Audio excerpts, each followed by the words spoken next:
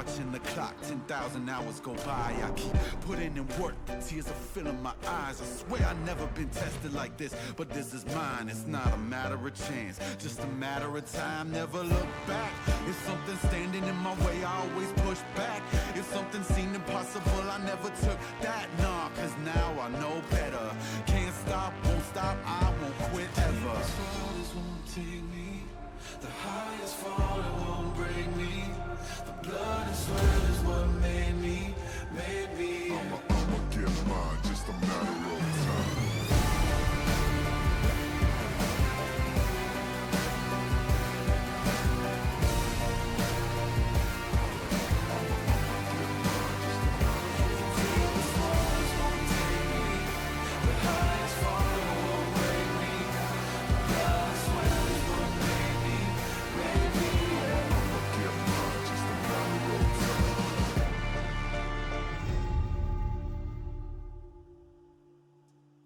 Today's matchup. JAG GreenWings. Afreeca Freecs. The Fantastic Run.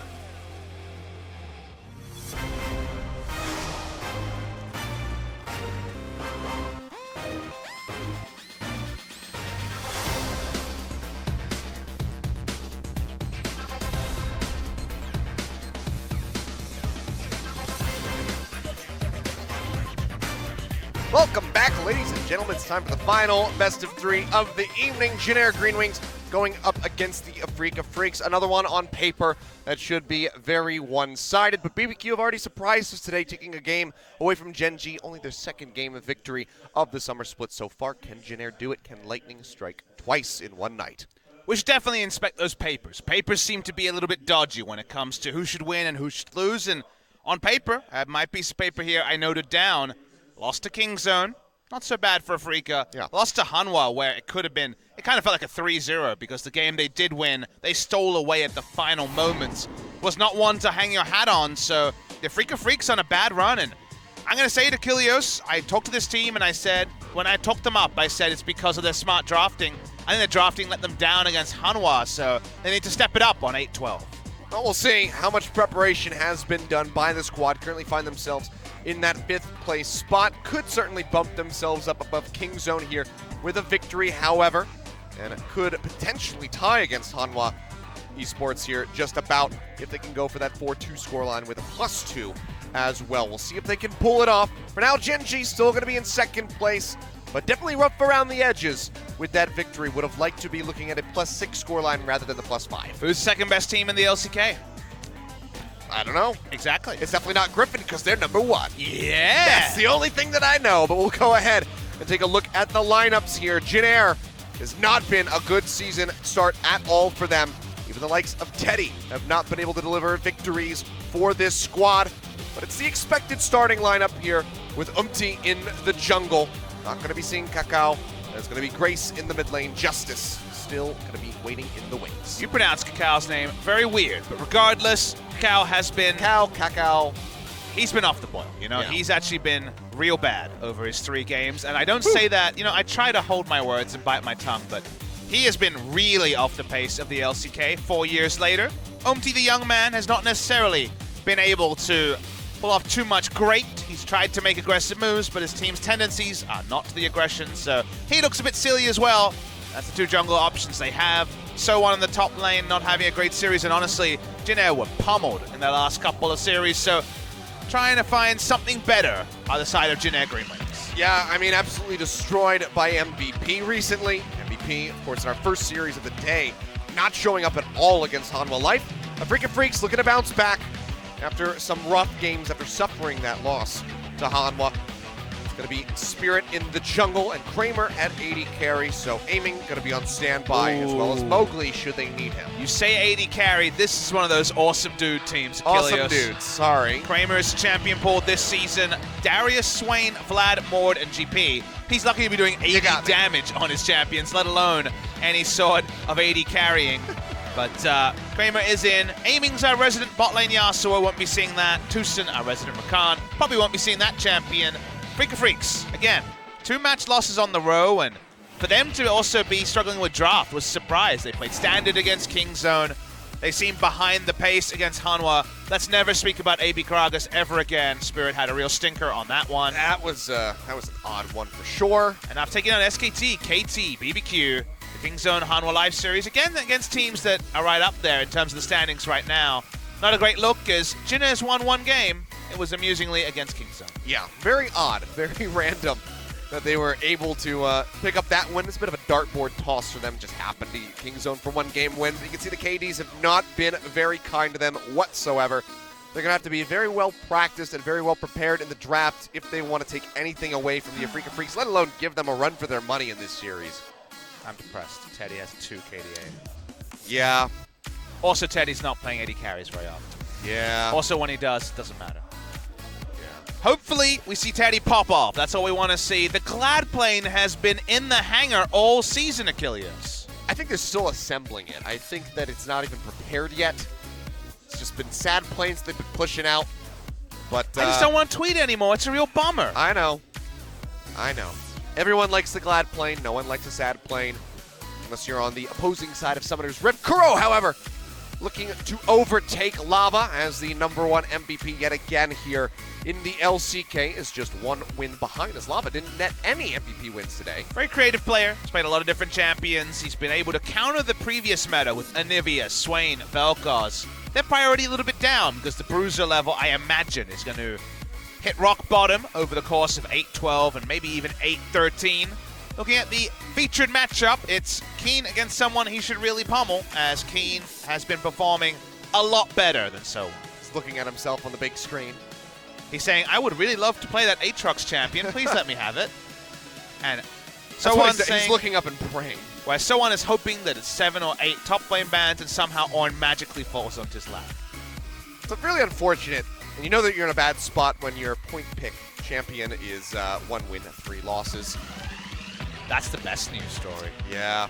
Ban vote is also going to be very one-sided. Will they get more than 8%? They will! Ooh, that's way more than I thought Jin would get, to be honest. Actually, it's just kind of less votes than I would expect for the 2 teams also. Yeah. 150 just about there for Jin. Afreeca, of course, going to be dominating in that, but I was expecting over 90%. There's 149 for all to see. We'll see what it means in terms of this series. Afreeca Freecs come in heavy favorites against Jin, but I see smiling in the booth. He tries to keep up the positivity over there. I imagine that's been difficult in a series that's been lean. Spirit starting means that Mowgli, I'm sure, will be watching on intently in the back. Can the Afreeca Freecs solve some of their recent issues and push forward? Well, only time is going to tell as we get ready to enter into the draft here for game #1. Not wasting any time. We're just going to jump straight into it here. Jin over on the blue side. What's the first ban going to be? It's going to be new meta or old meta with this particular series. The Morgana hasn't touched Jin or Afreeca. The recent priority of that, and they're going to actually ban the Yasuo. We saw Kuro debut the pick when it comes to recent memory in spring playoffs. We also saw Aiming play a lot of it bot side, but Aiming's not in this time, and I don't see Kramer as a master Yasuo player, so I guess it could be possible. Just in my head, doesn't compute. Not playing that much of it in solo queue. Doesn't have much to follow up on after Ghost played it there in our last series, but Morgana, the second ban away here by Jin. Spirit will never ever get to play Nocturne because he's a monster Nocturne player and has played it once this season in a victory. So they are banned. Will we see a Rakan ban as the final ban from Afreeca? Maybe even a blue side ban from Jin, as I think the Rakan is strong pick for Nova as well. To me, it's a very contested pick. Their only victory was with Nova on Rakan engage, so Rakan's priority is higher here than in recent memory, and always the chance of a funnel on the side of Jin, given that we've seen obliged with the funneling many, many times, and says no Sejuani's allowed. So what that means for the jungle priority for Jin. Rakan still available. We'll see if Afreeca wants to ban it, and they will. No first pick Rakan allowed. Jin, now only Braum available of funnels. But seems like funnels are a little bit deprioritized. Short Tarek and Master Yi. Seeing less of it recently. The Swain can still be situationally powerful, but I'm not convinced is the awe-inspiring champion. However, do Afreeca Freecs just have to pick Alistar to get rid of that Alistar Yasuo? Sorry, Alistar Swain and all the fun it could bring. I'm sure Chusin on the Alistar. Be happy with that. But first round is quite high. to be taking Alistar at the cost of, say, a jungle pick for Spirit. Don't know what Spirit will be favoring. He's a legendary Kindred player for the longest time.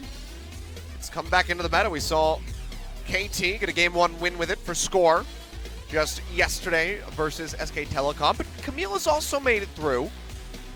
Gotta admit, when I see Swain, I don't instantly want to play the Camille because of being a melee champion and locked in with the Swain as the game goes on, but it is still a power pick, like you mentioned, and denial from Umti, who does default to very strong ganking junglers. He has always been playing this particular champion, the Kayn, in solo queue. It would be just a delight to see it in pro play. I don't think we will, though. It's been quite some time. Would he actually play it? He will. No, he won't. It's going to be the Trundle. It's going to be the flavor of the day, it would seem. Every time I ask for it, he kind of laughs. Same with Haru. I don't know what that's about, but not allowed in pro play, apparently, is the Kayn. Can't convince that coach, sadly. Yeah, not going to happen. Trundle just going to be the standard. Maybe just have a very early Mundo, which maybe just rounds out with an Aatrox for the Afreeca Freecs. Against some teams, I think this is powerful because you kind of force yourself to pick your top laner now. But the Aatrox is Keen's ultimate security. And then you say, but they'll take bot lane bans. They play random stuff in the bot lane at the best of times. They're not worried I feel about like it. Banning out Kramer is a exercise in frustration. I mean, the Camille could just be for Tucson. It could be for Kramer. You never know. It could be anywhere, so yeah.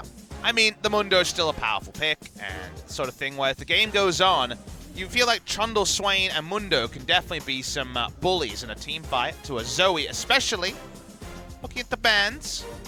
Not all engaged supports can be accounted for, and Afreeca Freecs are looking for a bot lane in the second round. So far, just a Shen ban been the default to Tucson when all the Rakans have been banned away. Soraka going to be the follow-up here from the side of the Afreeca Freecs. And it's Tucson basically saying, hey, I'm going to play Alistar. Or a melee engaged support with a Soraka ban. To be fair, not a lot of supports left open when it comes to expected. The Tom Kench, we know he can play, but has not been the strong suit of Tucson compared to engage. Final ban from Jinair. Will they just account for the Alistar and say, what else you got? They'll ban the Ezreal. So they're saying if you want a fifth pick your support, counter pick support, then you're going to have to show your bot lane awesome dude. Will Kramer pick his first attack damage carry, or is he sticking with awesome dudes? We're going to find out. He's sticking with awesome dudes. Okay, it's going to be awesome, dude. It's going to be the Vladimir. And will Teddy also consider an awesome dude or an AD carry? Because we love to see Teddy on AD carries, and Kallista's been played to success already. Has been, but Lucian also going to be a decently strong one that can be brought through. All right, Teddy, if you want to go for the lane, you would pick the Lucian, but so far, like all of the picks, it is not the best win rate. 1 and 3 on Lucian, but he naturally itemizes the Blade of the Ruined King, which you need against the Vladimir. Tucson's going to be left to counter-pick support. Nova, another engaged specialist. What do you make of this situation? Enemy team likes to pile on, so a Janna would be delightful, but wouldn't provide that much against the Zoe poke. And maybe it's just going to be the Alistar that Tucson would maybe have liked to get his hands on. Oh, definitely. Afreeca wants more engaged, so definitely they'd be thinking all about the good old Alistar. What does that leave open, though? Happen. Tom Kench. Doesn't really fit the comp. Yeah. So you wonder what he'll consider. But it's fine power level wise, but I guess there's really not much else when you think of meta supports. Leona wouldn't really fit the comp either. You don't want to lock down a Swain, so I guess maybe just Tom Kench for, well, it's left over reasons. Hey! Uh-oh. We found engage. Okay, it's going to be the Gragas. Unless this is going to be the jungle Gragas again for Spirit and the support Camille. Don't talk about it. We don't talk about Spirit's AP Gragas last time out. I'm just saying, there's that possibility. Every time his 3 AP item Gragas altered into a Braum Unbreakable, the whole champion was useless. Yeah.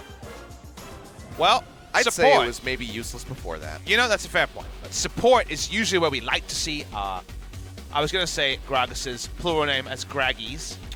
Or Gragai. Or Gragai. Whoa, you got an accent going on there, Achilles. But good news! It's more support like a slur. Gragas. I was just... Hey, no slurs! Riot Games told you one rule. I'm sorry. I've never dropped a slur on broadcast. I have never somebody. either. I don't recall any of those. Oh, I remember exactly. I just spoke a bit of French. It was in I a can't help game. if you don't understand French. One of these two teams was in that game. My French is just immaculate. What can I say? Well, interesting draft coming through. Gragas support here for Tucson, which I'm glad to see. The Tom Kench, they played it in the last series versus Hanwha, and you can tell that Tucson looked a bit lost on it because he couldn't engage as much as he wanted. The Devourer wasn't really doing much for him to keep everybody safe. But good news, Jin Air, balance comp, attack damage carry. We're liking the Jin Air. The reality in the game might be different. The awesome dude still repping Vladimir bot side for Afreeca, but it worked for Griffin. Why can't it work for Afreeca? Well, we'll find out here. Afreeca Freecs looking to bounce back after their recent struggles. Jin Air desperately needing a win on the board. BBQ pushing past them with that win there in the second series. Let's see if Jin Air can do the same, or if Afreeca will just make this a wash. Let's jump onto the rip for game number 1.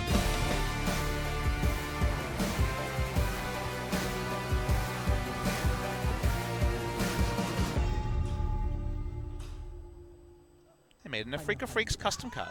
They did.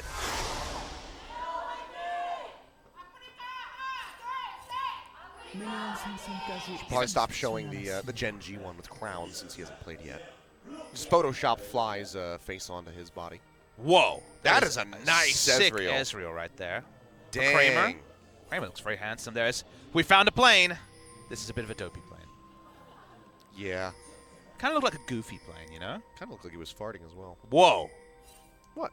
I didn't see that, but that's possible. There's definitely exhaust coming out of the back of the plane, but you know. Well, we're hoping the plane takes off because the plane has been grounded for multiple series in a row. Yeah. A face check wouldn't have been helpful. Does it get the ward? All right. Oh. Big lead for the side of Afreeca. Advantage Tucson. Look at the history. Jin Air's done better than you might imagine against Afreeca Freecs in the past. The past is the past. Hasn't been nearly as good as of late. Excuse me, go ahead. Already Kuro. We literally have an intro about the past. True. Grace able to take a nice trade. Level 1 Q is forever cooldown, so you go for the never move and try to make things happen. See if Grace can have a better performance. He was, let's say, off the boil. I've said that a couple of times today. It's a nice term I have for really not performing on the Cassiopeia last time out against MVP. Grace actually had sung a couple of bad series in a row. I thought he was fine in spring. He was never really noteworthy, good or bad. It was the Teddy Pogchamp moments in spring. Sure. But this season, I think he's been quite poor. So looking to right the ship a little bit, or right the plane, I should say. It really has been one of those moments where you're just stuck on the runway for hours on end for Jin Air. Haven't gotten the clearance to take off yet. Have you had that experience before, Kilios? I have. What was your duration of waiting? I think about 45 minutes in a plane that Sitting in the plane, right? Yeah, on the runway, and the plane didn't have air conditioning running until we got into the air. So I was. Was this domestic? No, this was international.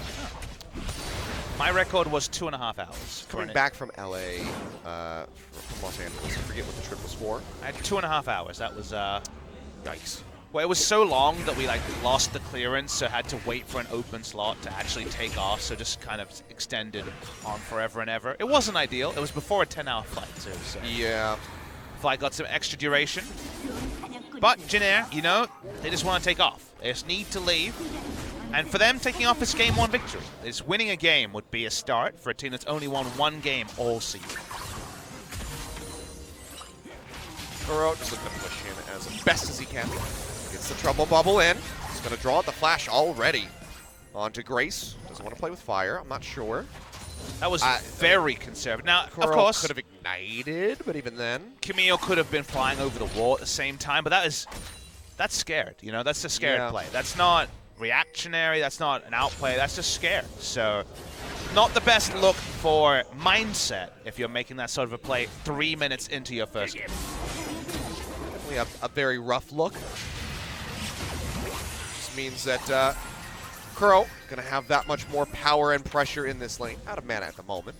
Waiting on that last Corrupting Potion charge to get a little bit back, but otherwise will be lacking for the moment. And around the same time as Flash comes up, his stopwatch will be online, so it's a lot of time for Camille with her own Flash up and her huge gank range to make a big play. Yep. Meantime, Tucson just getting some body slams in. Best use of the Gragas ultimate's probably going to be to ult the Swain away in team fights. Bopping the Lucian is lovely, but very unlikely to happen with the cast time. But just getting rid of the Swain is probably going to be a solid move for Tucson. See if he can have more success with the support Gragas than we saw with Spirit. I'd like to think that this is him telling Spirit, let me show you how. Keen taking a very aggressive trade. Now, he's been ahead of the curve on this Aatrox. Yeah, start of the split was undefeated and unkilled on it. That has since changed, obviously, but still a very strong pick for Keen in the top lane. Expect him to completely bully out so on for the next while until those items start to come in on that Dr. Mundo. But as long as he keeps getting starved for CS like he is at the moment, it's going to be longer and longer that Keen can just keep applying that pressure. Has the ranged wave clear that Mundo has ranged poke as an answer, so you take the ranged wave clear, given that it does a bit of both. Emax, Aatrox has always been the way in pro play to influence the minion wave on top. Watching that continue, and I'm just kind of keeping my eyes on Spirit, who seems to be having plenty of free time on Scuttles. We already know if the wards don't catch him early, a lot of kill pressure on mid with the electrocute on the Zoe to combo. Push in, just drops a control ward next to the blue buff. Meantime, TP back to lane, and so on. Just picks up a very early Ninja Tabi. This game goes on. We like Mundo, and honestly the whole comp, into the mid lane of Afreeca as Nova just goes for a cheeky trade. Okay, we're gonna take a lot of damage there. Teddy uses his last bit of mana, so it's no longer really shows himself to be too much of a threat. That, it's a Vladimir, so sustain out the wazoo. Feels like Zoe and Lucian are the only champions that don't want to opt into everybody else rumble in the middle of the pit. There's like a mosh pit with 8 champions, and Zoe and Lucian on the outside being like, I don't know what these guys are all about. I'd like to do damage.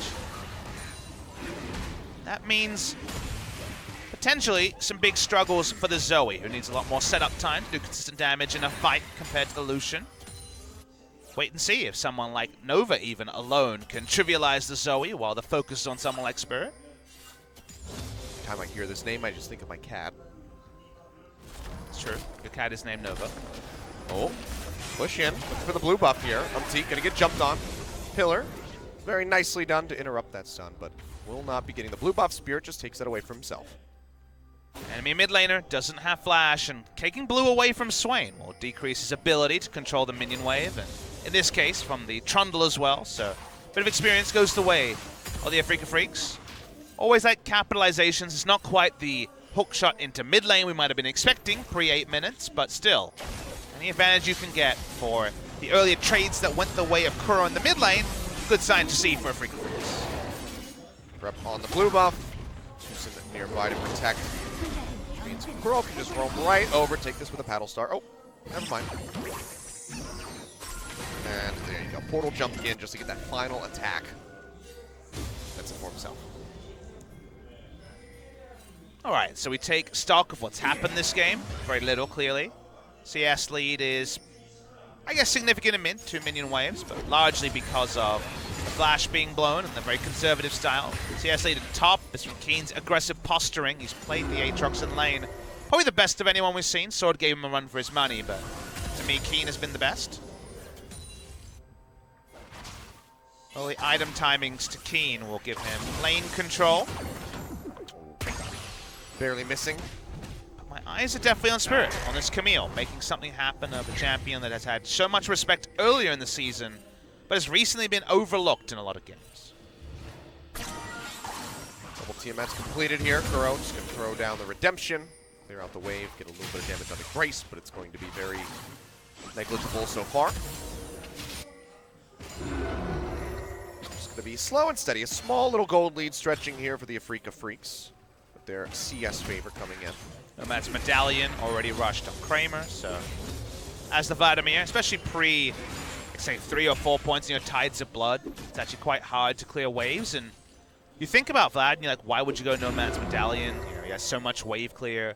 Think about the fact that A, he's delayed in terms of levels, and B, he usually has wave clear because he's a range champion. In a solo lane, he just walks up and eats the wave. In a duo lane, 2 people hit him and potentially is engaged on. So you end up missing a lot more CS as Vlad before you have 5 points in your queue, the transfusion. I'm down towards the bot side here from Umpty and Grace, but not going to be going for any sort of invade. Nice ward here just on the base of the ramp. Does spot them out. We'll be pushing into the mid lane here, but Kuro, he'll be fine. Cleanses for the movement speed, coming through the W, backs away. Trundle ganks, always pretty sad to see when he's the one trying to start them. Angle wasn't going to work for Umti that time.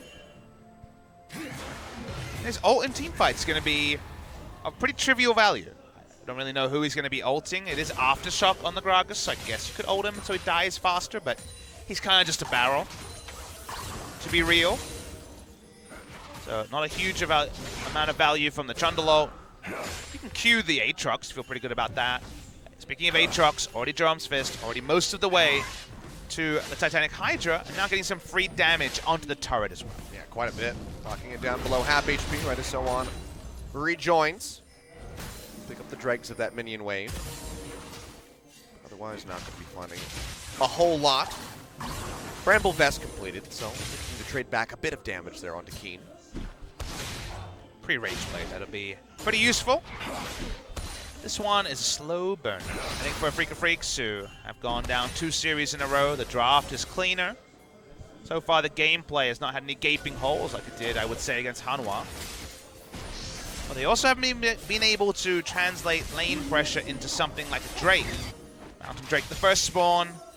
Decent Baron damage when they eventually get to a great Baron turn. So a Mountain Drake start will be welcomed, not going to be seen just yet. One of the few Mountain Drakes that we've had so far today. It's been a lot of Cloud, Ocean, and Infernal. I know you've been climbing your first 3 best of 3 days, so there's your mountain as well. It's my only one as well. Really? There you go. I guess there's only 4 in the season. So yeah. Max gets the next one, then it would be 3 Atlas, 1 Achilleos. You lose that football match. Sorry, mate. It's all right. Things moving fast. Already third of the way through the split. You say that out loud, and I kind of just widen and dilate my eyes to think about how many best of 3s have already happened in 2.5 weeks. But you're right. Would have been 26 at the end of last week, because we've seen attempted an all-in. Yeah, Keen's going to go ahead, pops the ultimate, so on going low. Can he finish him off? Looking for that final hit. Flashes in, and Keen gets the solo kill against the Mundo. Didn't stand a chance. In the meantime, Riftchild being taken in secrecy as Umpty walks right by. He has no idea. No one just gets solo killed, and we talked about command of champion and how the best Aatrox performer had been Keen. They're even trying to turn this into more with the top laner dead. Trouble bubble in onto the blue buff. Oh no. They're not pushing in, but that's going to be the first brick coming through for Afreeca. 12.5 minutes into this one, the blue buff lost now. Umpty not able to secure it. Handoff very easy there onto Kuro. In the meantime, Kramer, you just ignore that for the most part. That's just tickling the Vladimir. Both solo laners have had their down moments for the Jin Air GreenWings. Dying there is such a big cost for So1. Not sure if we're going to get a replay, but honestly, it felt like one of those moments where popping the Mundo ultimate may not have been the right choice. It took so much current damage with the 25% of current HP that he was low, and Keen saw the kill, lined it up, didn't take a lot of mechanics. Aatrox in a nutshell on this patch, and from there, death onto the Mundo. Poor play from So1, and the flow-on effect with the turret already worked over is now a pretty insanely huge Aatrox. Well, we gotta go see the the good Aatrox plays coming through while we still can. Who knows what's gonna happen once we get the new one coming through. Umpty trying to contest for this blue buff, but 2 Sins waiting in the wings, throws out that barrel. He's still forward. They're actually gonna commit a TP to this. Teddy joining back in, but blue buff will just be taken here by Spirit. Not much of a consequence on the TP. Teddy just gets back in the lane. Just realized we're going to have a eulogy for Aatrox on the last day of 8-12. Not sure when that is, not sure about the patch cycle, but we do have Rift Rivals coming up, so who knows, it might only be a week of 8-12 in Korea. I'll have to see. That extended little break might be enough for us to move up to the next patch. It's usually, what, 1 week from when it goes live. It went live today, so it wouldn't be live for next week, but it would be live for 2 weeks' time. Yeah. So I guess Aatrox's only got a week here. Man, that's the other thing. It's going to be a long break for the next cast. 16 days, I think. For your next cast. For my next cast. Damn. For League of Legends. Pop Kilios podcast on break for a while. On pause. Well, that's when we get it, but actually, it's going to be on break. That's true. I see what you did. As Keen is comically far ahead of Mundo, who going for Bramble Vest means he doesn't have the Sunfire Cape to try to take any sort of trades, and thus has a whole lot of nothing. I mean, looking at almost a 3,000 gold lead here with just 1 kill on the board. And I would assume 2,000 of that is on the Aatrox. Quite a lot of it, yeah. First brick, first blood. Getting those bonuses in. Janair able to get a dragon. So, hey, can't get perfect games now. That burning agony is the sound of what it's spelled as. Yeah. That ability is pretty on the nose for Janair. Definitely. Sad playing.jpg also on the nose. Kramer has pieced himself together some initiation. He's got the Spellbinder and also Boots 2. I want to see something out of the Gragas. Show me a sick cask. When the cask was changed, the ultimate to have that fixed travel time, I remember sitting there at the prep meeting for Worlds 2016, was actually when the Gragas was changed. And the big story was, are we going to see people ult Flash? Because you can cancel the animation with Flash. I've only ever seen it in a pro game once, and it's such a specific mechanic that isn't always relevant, that I would love to see it again. But you can ult, buffer it, Flash, and do some cool stuff. It's a lot of damage from Teddy. We'll get hit by that Hemo Plague, so Kramer going to get a bit back. But yeah, the Lucian, with that Blade of the Ruin King already completed, is doing quite a bit. In the meantime, though, Ripped Herald going to be summoned into the mid lane. Afreeca looking to bust this map wide open. Need a couple of hits. Not going to just get it with one single charge from Shelly. Smite coming through to help mitigate some of that damage. So on also arriving, so not going to get the finish on the tower, but a heck of a lot of damage here. Afreeca's still comfortably ahead, so don't think you can be too disappointed with that. Being able to finally get some harass-free CS and bot is happy news from Kramer. Keen goes back top, 2/3 of the way towards his Rage Blade. His Rage will be undeniable.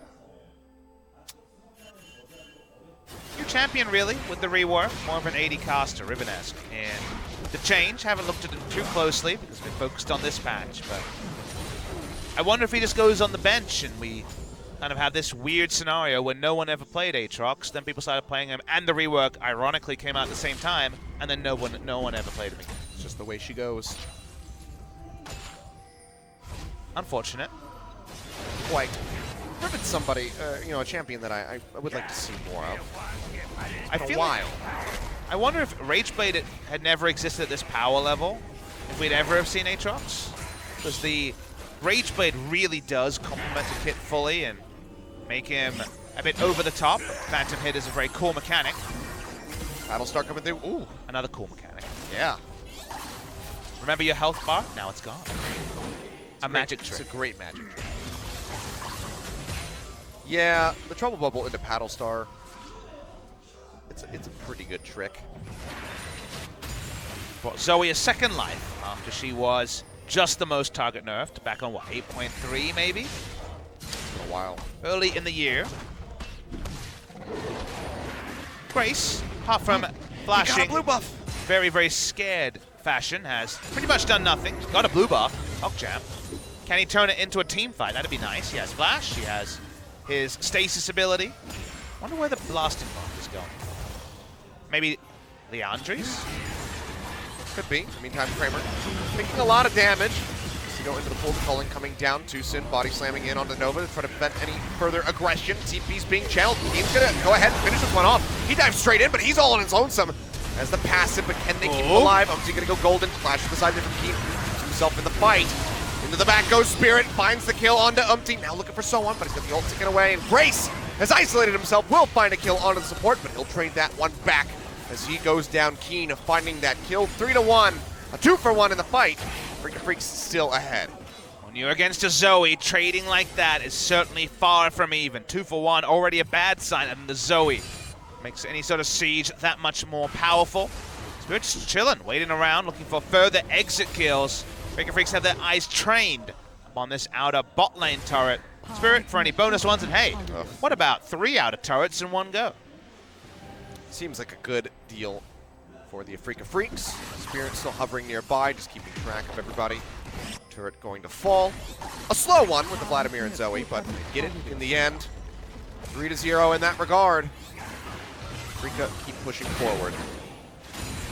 Krug staying around with Kramer, knowing that if Teddy was still there, who knows, potentially a chase down could happen. Clear out the scuttle, they back away. Aatrox has some pretty sick duds. He's definitely got a lot going on in that inventory. Went Berserker Greaves, so a lot of respect shown by Keen this game. Probably not a lot earned, to be honest. He's turning into a monster. 2-0-1, Rage Blade completed. Still has the stasis even. He's just going to do R-rated things in these team fights. So Generic can turn something around. They're going to try here. It's just another TP in from Teddy, rather. Do we have to turn the stream off during those moments? You know, maybe. That, or we need everyone to verify their aid. That's true. Well, Afreeca, once again, posturing. They've got all their AoE ultimates up, so could be a big wombo. Spirit walks up. Drake's falling down fast. They are. Will be taken here by Jinair. Their second Drake. The Cloud onto the side. Big cast coming through. Knocks him in. One going down as Grace falls. Nowhere really for them to go. So on taken down, it's just going to be a slaughter here for the Afreeca Freecs. Teddy and Nova, the bot lane of Jinair, the only surviving members. They get a Cloud Drake, but that's about it. Could just be a Baron over to Afreeca. Gonna watch the replay. Yes, the Drake goes down, but as soon as you see two-man Hemoplague, and Tucson actually monsters this fight. That is the sort of cast play we weren't seeing from Spirit last time out. Don't need ability power. The CC can be that good. He cleans kills up the kill. Mundo. Now that is some good play on Squawk. This is, let's have a pause. There's like, hey. Oh, maybe we have a bit of a serious issue. Seems like something in Umti's eye. Yeah, might have something in his eye. Unsure about contacts or anything like that? So yeah, he's got something in his eye.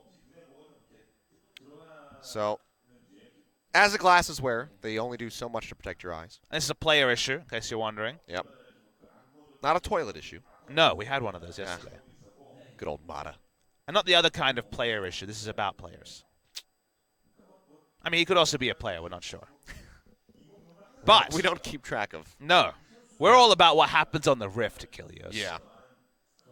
Speaking of what's happening on the Rift, Kuro seems pretty content with what's happening on the Rift. Things going pretty well. This guy's got his nice little ward stickers on his headset.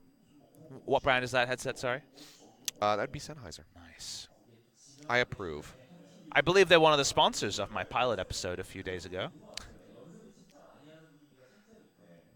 That's good. Yeah. It's a good sponsor to have. Thank you. I work very hard. Congratulations on that one. Is it wrong that every time I see the sign for plain vanilla investment? I was just about to comment on It's a new sponsor. It's a sticker on the jersey. I don't know what's going on there. I would really like to know what that sponsor is all Isn't about. that working? Because I really need to know more. It's really good marketing. I know. Just have a really strange name, and then everyone wants to Google it to find out. It's quite good. Oh, we found some moist towelettes. Yeah, we're getting him the moist towelettes to try to fix this problem. In Korea, that's called a mul tissue, which mul is water, so it's a water tissue. This is correct. This is our second eye issue that we've had. The split, That's I do true. believe. Sword had one, didn't he? That's right, yes. But seems like maybe it's taken care of. The glasses are back on. That means he's ready to go. So seems like whatever was plaguing him is now gone. What could possibly have gotten in his eye? In I a don't know. booth. He was in... Salt.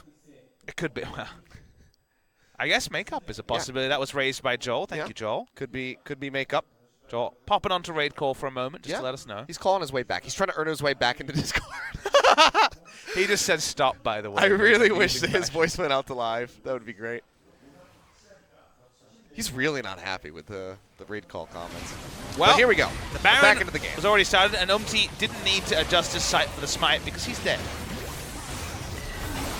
Yep, that's just going to be a very easy take here. Nearly 9,000, or almost 10,000 gold really in the lead here for the Afreeca Freecs.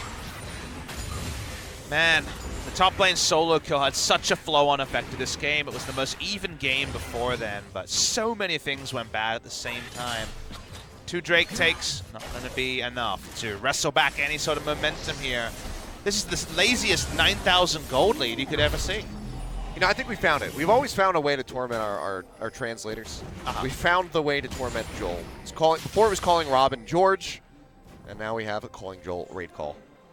By the way, C9 Robin is the Robin you're talking about there. That is true, yes. Now of London correct. Spitfire of Underside League. The Underside League. Yes. The USL. Maybe I should call them the Underside League. I'm trying to think of a really quaint word for league. I don't have anything. But the Afreeca Freecs have a lot. They got everything this game. They're so far ahead, and 1-2 and super play is really all we've seen, so I asked for it, I received it. Lucian walks up, we're waiting for his next cast. Only as good as your last cast, of course, as it always goes. Turns out the last one was pretty good. So maybe he just won't use it again. That's true. Go out on a high note. Don't ruin it. It means shorter cooldown in the next game. Yeah. I don't know if Jin Air need to pack up for the next game just yet, but the creeping doubt is certainly there. Well, it's 400 gold away from a 10k gold lead, so it's looking pretty bad for them as they just go ahead and bleed yet another objective. 4-0 in the towers. Double bubble connecting onto the Alistair. No follow-up Paddle Star, but it's just going to be another tower falling. Kramer in the meantime is bringing up the wave in top, and no one is contesting him yet. Would it be better for Zoe Balance if they added some damage to places and made it so that if you CC'd her during the portal jump, she actually stayed CC'd? That might be neat. Like stun or snare, not slow, obviously. I still feel like the Paddle Star should only do its massive amount of damage if you're hit by the Trouble Bubble. I just feel like there's so few good things to do when Zoe's ahead that it is frustrating. Like you can't CC her, it's hard to kill her, she's so far away. Oh, here comes another one. See, like, this is when she should be rewarded for her artillery fire, is when she lands the first skill shot. Agreed. Otherwise, it's Charm just, kind of situation from Ahri. just given the cooldown of the Paddle Star, it's just very low risk, very high reward, just tossing them out all willy-nilly. Especially when she's a blue buff. Well, they're taking down turrets pretty willy-nilly. Well, it's going to be Spirit getting jumped on. Has a Guardian Angel. Not going to get popped. He barely makes it out of there. No, will get popped in the backside, but now it's going to be Kramer going forward as that Hemo Plague thrown down. And Nova is just going to get ripped apart in the meantime. Keen, yet again, running so on around. Grace going to get jumped on. He'll go low. Knight ticking away, but he can make it back to the mountain with his life. But that's the first inhibitor falling. The second one in mid coming up very shortly. He was zoned for a lot of that fight, so couldn't actually spread his lead to a dark flight into the back line, but still able to get 2 inhibitors and back away. Objective complete from Afreeca Freecs. They know the next push should be the one to close the game. Keen is unassailable, so insanely powerful. I wonder if Frozen Mallet will be his next option. We've seen that a couple of times on the Aatrox. Why the hell not at this point? How about Asterix for extra attack damage that actually works well with the Rage Blade? He can do just about whatever he wants at this point. If he wanted to build a Zonia's, I wouldn't judge him. I would. Why not?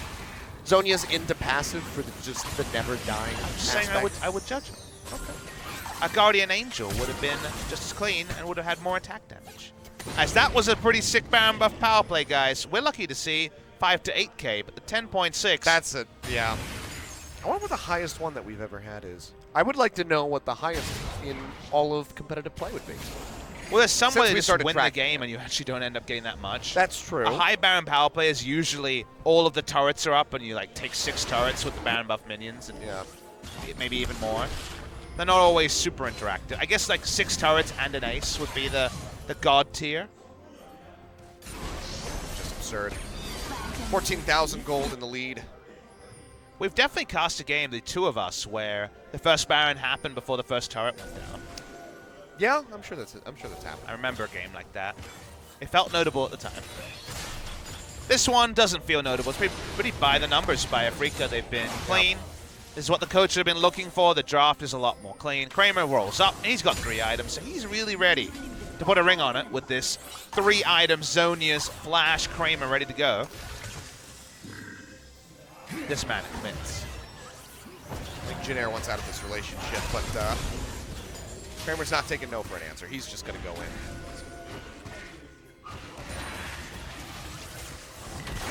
Still poking around the top side. He's ready to go to Vegas. Just waiting for the moment where the little chapel. Need the minion waves to crash before the chapel can open. Gilios being patient is the Afreeca Freecs. Top lane minion wave comes in. Nova going for something. Yeah, they're looking for Tucson. They're actually going to get him. Then he finds the kill. Kramer going in. Already popped the pull. Seems like this is actually going to be Afreeca getting dissuaded. Good catch there on Tucson. Loses out on the Knight.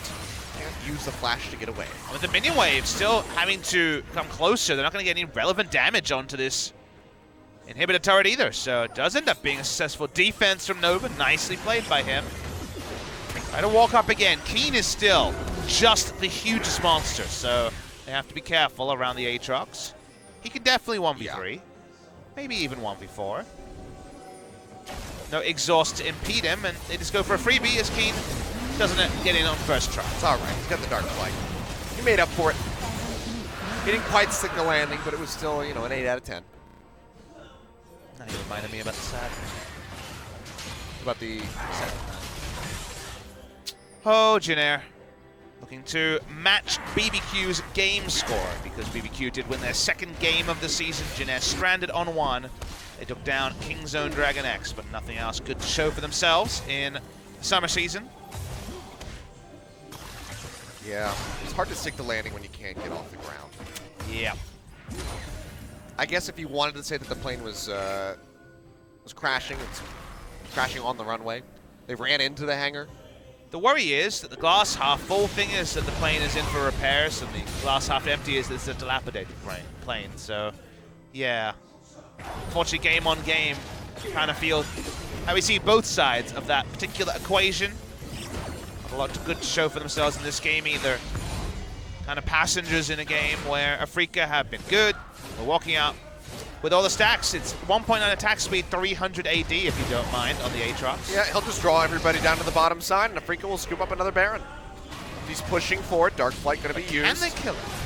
Probably not, but Cleaver comes in for some damage in the slow. Nova as well, wrapping around the side. He's just going to pop the ultimate, do as much as he can to distract them. We'll get taken down here. Starks pop, comes back up. Dark Flight to the side. He's a little bit HP back, but he will die in the end. But it was a perfectly good distraction. He'll respawn in about 50 seconds, has the TP ready to go. We'll waste the first 50 seconds of the Baron, you'd imagine, so yeah. Does mean that another pick that they got from Nova earlier could herald another delay in the game, and the delay also buys them time to push out their minion waves while the inhibitors respawn. So, slivers of good news for Jin Air, but the future proclamations are still negative. They are down 13,000 gold. The Vladimir has certainly got a lot of items. The GA alive on Spirit again. When it comes to 5 champions running at each other, hard to see how Jin Air engineer any sort of turnaround. As well, at least Teddy's KDA is under par. He's still in the positives. 1-0, he's been farming up a storm. Can he hold off? Can he pull off the miracle delay in the base yet again? No. Yeah, that's what I was thinking. Sadly, no. A lot of those nerfs came out because of the SKT versus Jin Air series. Stacking Elder buffs, Baron getting stronger, all the good stuff was to stop Jin Air from delaying, so Riot said no more to the 94-minute games, and thus to Jin Air was a bit of a relative nerf. Well, 2 more minutes on the Baron. Keen hovering around in the mid lane. The inhibitors have respawned. Afreeca looking to take those yet again while this buff is still active. Just bringing up the waves in all 3 lanes at the moment, while Jin Air desperately trying to clear them out. See what the opening is going to be. Will we see another big cask from Tucson? Will it just be Kuro blowing somebody up? Waiting for the big engage. Tucson, the most likely to pull it off. Speaking of big engage, Pulverize coming in from Nova, finds Keeps jumping into the backside. Half HP there on Kramer, goes into the pool. In the meantime, Spirit's at the back, has Teddy locked down, but nobody else is joining him. Spirit has to run away in the meantime. That's going to be Nova going down. Kuro's able to finish off Grace. This should just be it right here. A triple kill coming through for Keen at the end. A double to round it out for Kuro. Inhibitor will be taken, the minions will be ushered in, and the Nexus will crumble. 32 minutes on the board, 12-3. Afreeca take game one very concisely. Ladies and gentlemen, that is what a 13,000 gold lead looks like when you go against a team comp that, with that gold parity, perhaps would have been able to find a team fight victory if Swain had another item and a half. Who knows how much damage he could have done with the ultimate, but sadly, those items weren't there. Afreeca rolled through. They stick the landing after Keen did a lot of the heavy lifting in the laning phase. Yep, wonderfully done by him on that signature Aatrox pick. Fortunate that we're only going to see it for so much longer. Who knows? Maybe he'll bring out the reworked one. We'll see what the assessment's going to be from the pro teams as to how powerful that pick is going to be. But an expected result here. Jin showing very few signs of life in that game. The hold off at near the end was probably one of the few moments that they looked like they had a pulse. It just didn't look like they were making proactive things happen that they could grow a lead around. That was kind of the issue. Nova made some very nice engages by the end. And to me, he could hold his head highest because I thought Nova had some really good eye for engage. We're going to see a replay here of Nova. I really am a big fan of Taxi W into Flash Pulverize. That was great. But by the time that happened, too much had happened around him. And how many games we had from Jin where one person did some notable good stuff, but in isolation compared to just the team overall, either dying, or Cal having a bad game, or Grace falling apart, or So1 getting solo killed. There's too many meanwhile at the ranch moments when you cast a Jin series, and until they can start to correct those, to sand around the rough edges, they'll keep losing to teams like the Afreeca Freecs. Now going to be reliant on a Game 2 victory to try to push us all the way into that Game 3 spot, to try to get their second game win of the season, much like we saw from BBQ just one series ago. Keen topping out the charts with a massive amount of damage there on that Aatrox, 21k in 26 some odd minutes. Very nicely done from him. Fully expecting that to be on the ban list for Jin coming into Game 2, but even then, not sure if it's going to be enough to get them close to a victory. Rough stuff, but we're going to go to a break, guys. When we come back, we'll see if they can tie it up.